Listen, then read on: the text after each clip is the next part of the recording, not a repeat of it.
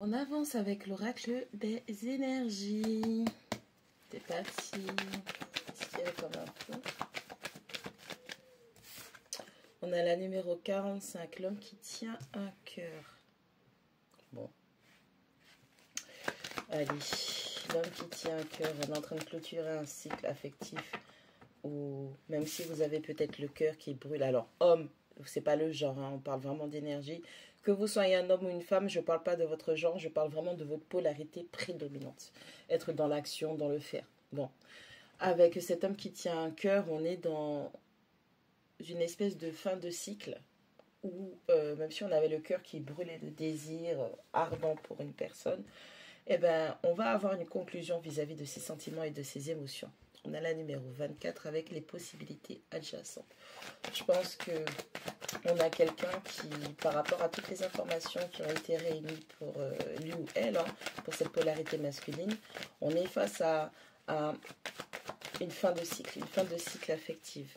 On a la numéro 38, le chakra du cœur, avec l'archange Raphaël. Bon, allez, il est temps de guérir de cet amour potentiellement, en tout cas comme ça, moi ce que je vois c'est que il y a quelqu'un qui était dans l'amour, il y a quelqu'un qui voulait donner son cœur, qui voulait offrir de l'amour, qui voulait partager de l'amour. Et lorsque l'ange de la guérison se présente, et en plus on vous dit de regarder les possibilités, les différentes opportunités qui s'offrent à vous, ça veut dire qu'il y a d'autres personnes plus alignées à vous qui se manifestent. Et donc du coup, de cette histoire d'avoir retenu votre cœur par amour, il va falloir guérir de tout ça. Il va falloir guérir, il va falloir repartir sur de bonnes bases pour permettre à la bonne personne ou à en tout cas une meilleure personne de rentrer. La numéro 15, l'appréciation. Vous avez pu quand même concrétiser des choses et manifester. C'est vrai que il faut rester sur le... Comment on dit ça? Il faut rester sur la bonne expérience, pas à la fin du voyage qui était négatif. Ok? Il faut vraiment rester focus sur les choses qui sont essentielles et importantes. On a la numéro 26, les hostilités. Bon, on a peut-être voulu donner son cœur à la mauvaise personne. C'est la continuité du premier tirage. Hein. Bon, on a peut-être voulu donner son cœur. On a offert son cœur à la mauvaise personne. On s'est rendu compte qu'il y avait trop d'hostilité vis-à-vis de cet amour, de ces concrétisations affectives que l'on voulait mettre en place. On a la numéro 11, la corne de l'abondance. Bon, je dirais que l'amour s'est transformé en haine. Allez, il y a quelqu'un qui se rend compte que votre amour était une grande source d'abondance, de richesse, de prospérité.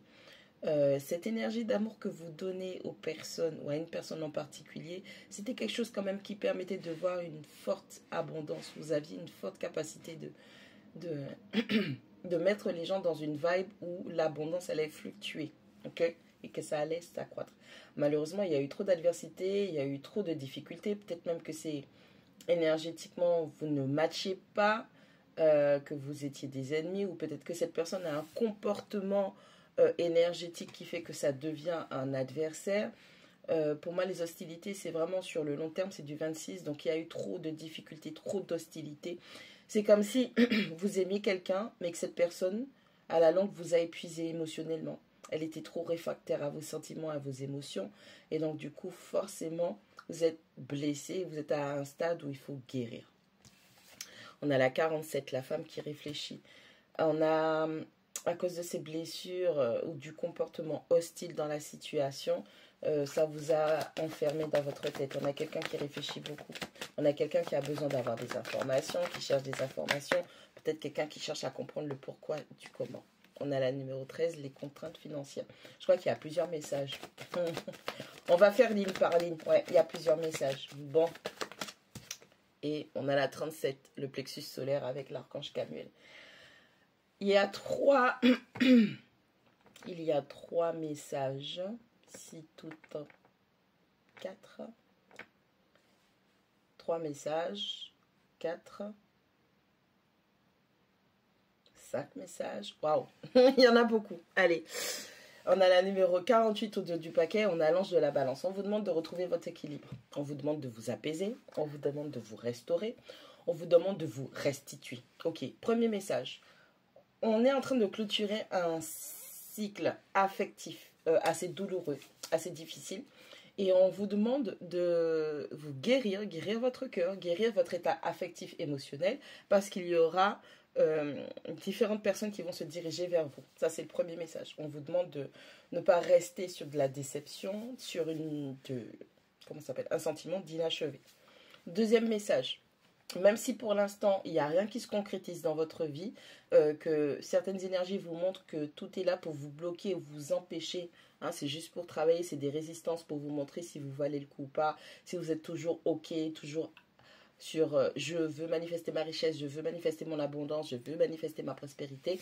Les énergies qui sont présentes et qui sont en train de vous bloquer, que limite elles sont en train de se battre contre vous, on vous dit que si vous voulez vraiment être dans cette richesse, cette abondance, cette vibe-là, vous devez rester focus et calibré sur les bonnes choses qui vous ont procuré satisfaction, que vous avez pu concrétiser avec l'appréciation. Deuxième message. Troisième message, vous êtes dans une situation où financièrement, c'est pas tip-top. On a quelques contraintes, on ne peut pas faire ce qu'on veut, on ne peut pas se faire plaisir. Et pour pouvoir attirer à vous une porte de sortie, une meilleure situation, une stabilité mentale et terrestre, il va falloir que vous cherchiez à comprendre pourquoi, qu'est-ce que vous avez fait ou qu'est-ce que vous n'avez pas fait qui vous a plongé dans ces contraintes financières. On a des personnes peut-être qui ont fait des mauvaises dépenses, qui ont investi sur les mauvaises personnes.